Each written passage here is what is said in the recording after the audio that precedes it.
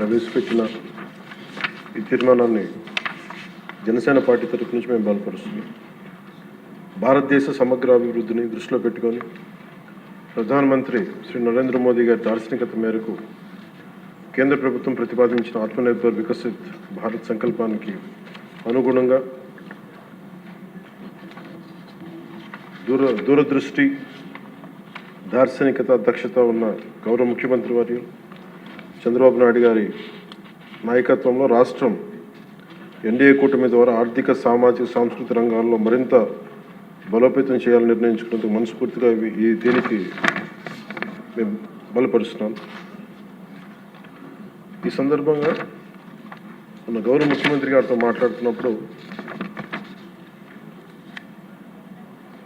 దీనికి సంబంధించి ప్రత్యేకించి ప్రతి ఇంటింటా స్వదేశీ సిద్ధాంతాలకి ప్రాధాన్యత ఇవ్వాలి, స్థానిక ఉత్పత్తులనే వినియోగించాలనేది దీని తాలూకు లక్ష్యం. 2047కి మనం 100 సంవత్సరాలు పూర్తి చేసుకుంటున్న సందర్భంలో వికసిత్ భారత్ అంటే మొత్తం దాంట్లో రాష్ట్రం కూడా భాగస్వామ్యం కాబట్టి దానికి మన స్వర్ణాంధ్రప్రదేశ్ని కూడా జాయిన్ చేయాలి. ఇవన్నీ ఈ దృష్టిలో పెట్టిన ఈ తీర్మానాన్ని మనస్ఫూర్తిగా చాలా బలమైంది. ముఖ్యంగా మనం ముఖ్యమంత్రి గారితో మాట్లాడుతున్నప్పుడు ఈ సందర్భంగా రాష్ట్ర ప్రజలకు కూడా, రాష్ట్ర యువతకు కూడా మన ఆలోచనలు తెలియజేయాలనుకుంటున్నాను.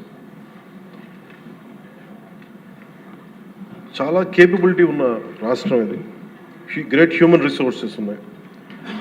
బ్రెయిన్ డ్రైన్ ఇక్కడి నుంచి వెళ్ళిపోయి ఎంతోమంది యువత జాతీయ స్థాయిలో, అంతర్జాతీయ స్థాయిలో ఆంధ్రప్రదేశ్ నుంచి వెళ్ళిపోయి మిగతా దేశాల్లో వాళ్ళ జాతీయ స్థూల ఉత్పత్తిలో వాళ్ళు తోడ్పడుతూ ఉన్నారు. అంత కెపాసిటీ ఉన్న వాళ్ళు, అంత హ్యూమన్ రిసోర్సెస్ పొటెన్షియాలిటీ ఉన్న ఆంధ్ర రాష్ట్రం ఇది. సో వారి సమర్థతని మరీ పెంపొందించేలా ఇవన్నీ ఖచ్చితంగా దోహదపడతాయని మనస్ఫూర్తిగా తెలియజేసుకుంటూ, ఒకటి ఇంతమంది కలిసి వచ్చాం మేము.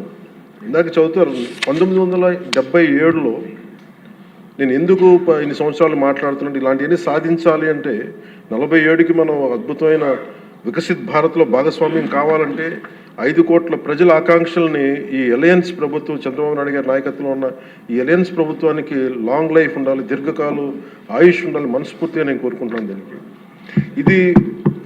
దీనికి మేము ప్రజల నుంచి మేము కోరుకుంటుంది, మేము అన్ని చిన్న ఏవి ఉన్నా కానీ అన్ని దాటుకొని గౌరవ ముఖ్యమంత్రి గారు కానీ, నేను కానీ, అటు కేంద్ర నాయకత్వంలో బీజేపీ, రాష్ట్ర నాయకత్వంలో బీజేపీ అందరూ కలిసికట్టుగా నడుస్తున్నాం.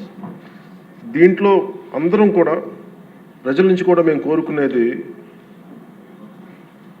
ఈ అరాచకం చేసే ప్రభుత్వం వాళ్ళు ఈయన 11 ఇందాక గౌరవ ముఖ్యమంత్రి గారు లేరు, 11 మంది ఉన్నా కానీ వాళ్ళు ఒక 1100 మంది ఉన్నట్టుగా వాళ్ళు ప్రవర్తిస్తూ ఉంటారు. వైలెన్స్ని పెంపొందించేలా మాట్లాడుతూ ఉంటారు. వీటన్నిటికీ ఒకటే మనం పెట్టాల్సింది ఏంటంటే మన ఐక్యత వాళ్ళు బలహీనపడతారు, మన అనైక్యత వాళ్ళు బలపడతారు. ఇది మనం ఐక్యత అనైక్యత మధ్యలో అది మనం నిర్ణయించుకోవాలి.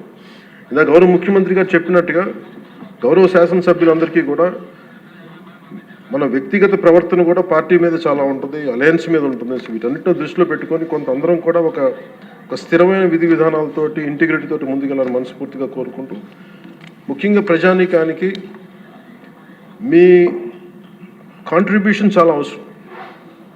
మీరు ఎలా అంటే మీరు కూర్చోబెట్టి చాలా ఒడిదుడుకుల మధ్య ఇంత అప్పులు, దాదాపు 9 లక్షల పైచిలుకు అప్పులు భారాన్ని పెట్టుకొని ఈ రోజున రాష్ట్రం ముందుకు నడుస్తుంది. 30,000 కోట్ల పైచిలుకు పెన్షన్లు ఇస్తున్నాము, సామాజిక పెన్షన్లు ఇస్తున్నాము అనే దానికి ఒక వ్యక్తికి మనం ఈ సభ మొత్తం వారిని అభినందించాలి, హర్షించాలి.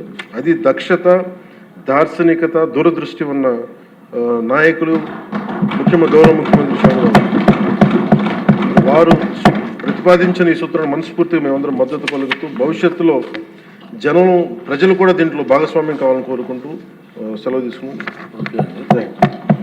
ఇప్పుడు గౌరవ మంత్రివర్యులు సత్యకుమార్ గారు ఈ తీర్మానాన్ని సమర్థిస్తారు. శక్తివంతంగా కావాలని కోరుకుంటుంది అధ్యక్ష. శక్తివంతమైన దేశ నిర్మాణం కావాలంటే ఒక స్వయం సమృద్ధ ఆత్మనిర్భర్ భారత్ నిర్మాణం కావాలి. దానికోసం మన స్వదేశీ ఉత్పత్తుల వినియోగం పెరగాలి. స్వదేశీ తయారీ రంగంలో కూడా ప్రోత్సాహం ఇవ్వాలి అధ్యక్ష. మహాత్మా గాంధీ గారు చెప్పారు, స్వదేశీ నినాదం ఇచ్చారు, బాలగంగాధర్ తిలక్ గారు ఇచ్చారు, అరబిందో గారు ఇచ్చారు, నినాదాలు ఇచ్చారు. అదే పండిత్ దీన్ దయాళ్ ఉపాధ్యాయ ఒక స్వదేశీ సమ్మిళిత ఆర్థిక విధానాన్ని కూడా ప్రవేశపెట్టారు అధ్యక్ష. ఈ క్రమంలో ఇంటింటా స్వదేశీ, ప్రతి ఇంటా స్వదేశీ, vocal for local, local for global లాంటి నినాదాలు ప్రధానమంత్రి గారు 2014 నుంచి ఇవ్వడం మొదలుపెట్టారు అధ్యక్ష. కేవలం నిదానాలకు మాత్రమే పరిమితం కాకుండా made India, make in India, startup India, stand up India, digital India, skill India లాంటి ఎన్నో నిర్మాణాత్మక చర్యల కారణంగా, నిర్ణయాల కారణంగా ఎక్కడో 11వ స్థానంలో కూనారిల్లిపోతున్న మన ఆర్థిక వ్యవస్థని అది కొద్ది కాలంలోనే 4వ స్థానానికి తీసుకొచ్చి ఇవాళ 3వ స్థానానికి తీసుకెళ్లే దిశగా ప్రయత్నం చేస్తున్నారు. 2047 నాటికి మొదటి స్థానానికి తీసుకెళ్లే ప్రయత్నం కూడా చేసి ఒక వికసిత భారత్ నిర్మాణం కోసం కూడా ప్రయత్నం చేస్తున్నారు. దేశ ప్రజలందరినీ కూడా భాగస్వాములు చేసుకుని ప్రయత్నం చేస్తున్నారు అధ్యక్ష. అనేక నిర్ణయాల్లో ఈ productive linked incentives, India is always been country of imports sir. Now we are emerging as a country of exports. Now we are transforming our self from dependency to dominance. ఆ పరిస్థితుల నుంచి వాళ్ళ ఎగుమతుల దిశగా దేశాన్ని ముందుకు నడిపిస్తున్నారు. ఈ ప్రొడక్టివ్ లింక్డ్ ఇన్సెంటివ్స్ ఫార్మా రంగంలో కానీ, సోలార్ రంగంలో కానీ, ఎలక్ట్రానిక్స్లో కానీ, లేకపోతే మొబైల్ రంగంలో కానీ, డిఫెన్స్ రంగంలో కానీ, టెక్స్టైల్ రంగంలో వినూత్నమైన మార్పులు తీసుకొచ్చాయి అధ్యక్ష. అవి మీరు చూస్తే ఈ ఫార్మా రంగంలో